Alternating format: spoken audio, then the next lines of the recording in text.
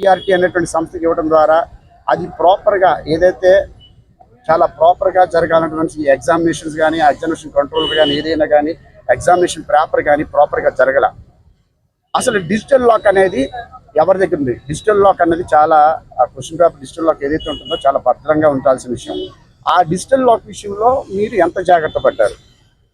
ఎందుకు మీరు జాగ్రత్త పడలేదు అనడానికి రీజన్స్ ఏంటంటే, అదే అవుట్ సోర్సింగ్లో జాబ్ చేస్తున్నటువంటి నవీన్ అనేటువంటి వ్యక్తి ఎవరైతే ఉన్నారో ఆ నవీన్ అనేటువంటి వ్యక్తికి ఫస్ట్ ర్యాంక్ వచ్చింది. ఇది నిజమా కాదా?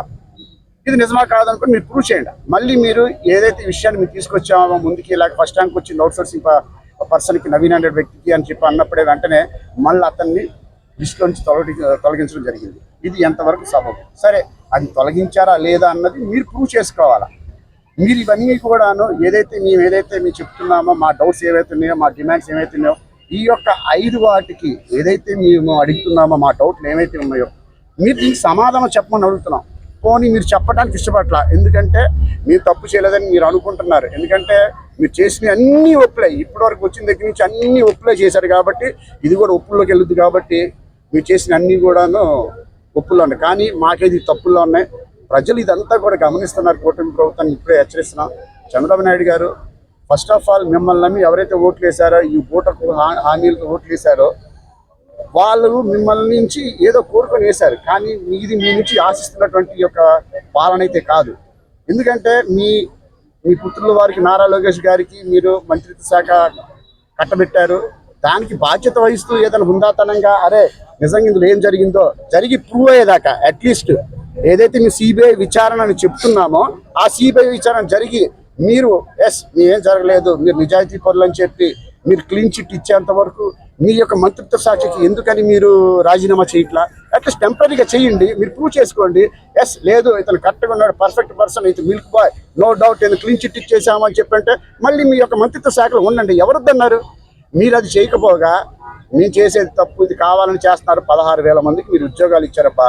మీరు 16,000 మందికి ఇచ్చారు, ఆల్రెడీ ఉద్యోగాలు చేసుకున్నారు. ఇది కావాలని వైఎస్ఆర్ కాంగ్రెస్ పార్టీ చేస్తుంది అంటున్నారు. మేము ఒకటే అడుగుతున్నాం, మీరు మళ్ళీ ఓపెన్ ఛాలెంజ్ చేస్తున్నాం. మేము గట్టిగా చెప్తున్నాం, గట్టిగా నమ్మేది ఒకటే, 16,000 మంది ఎవరికైతే మీరు ఉద్యోగాలు ఇచ్చారో ఆ లిస్టు ప్రాపర్గా మొత్తం లిస్ట్ బయట పెట్టండి. మీరు ఎవరెవరికి ఇచ్చారు, ఎలా ఇచ్చారు, ఏ దొడ్డిదారిని ఇచ్చారు అనేది మొత్తం మేము బయట పెడతాం. మీకు ఆ దమ్ము ఉంటే మీరు ఆ డిస్ప్లేలు పెట్టండి 16,000 మందిని. మళ్ళీ రీసెంట్గా కూడా ఇంకొక 400 మందికి కూడాను మళ్ళీ డిఎస్సి దానికి మళ్ళీ ఓపెన్ చేయడం జరిగిందని ఉన్నాం.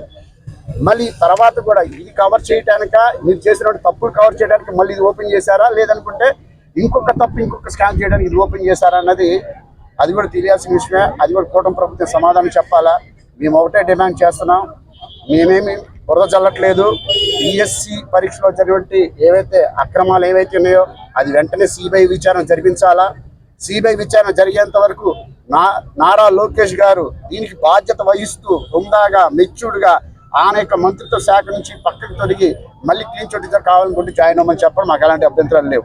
అలాగే ఏదైతే ఈ కూటమి ప్రభుత్వం ఇప్పటి వరకు ఎన్నో కూటమి హామీలు ఇచ్చి ఎన్నో ప్రజలను మోసం చేస్తున్నారో, మరి ముఖ్యంగా చెప్పాలంటే విద్య విషయంలో ఈ యొక్క కూటమి ప్రభుత్వం చేసినటువంటి పన్నాగాలు అన్నీ కాదు.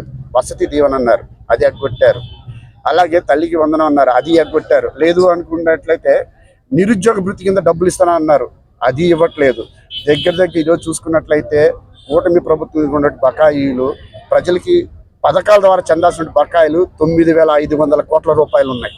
ఈ 9,500 కోట్ల రూపాయలు వెంటనే చెల్లించాలని ఈ కూటమి ప్రభుత్వాన్ని డిమాండ్ చేస్తున్నాం.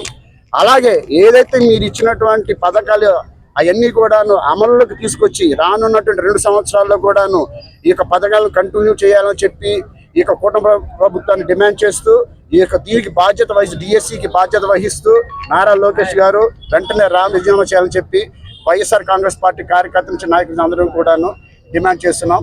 ఇలా కాని పక్షంలో మీరు కానీ ఇలా కాకుండా మేము చేసినా మమ్మల్ని ఎవరు ఆపలేరు, మమ్మల్ని ఆపేవాడు ఎవరు లేరు, మీరు ఏం చేసినా కానీ చెల్లుబాటు అవుతుందని మీరు అనుకున్నారేమో.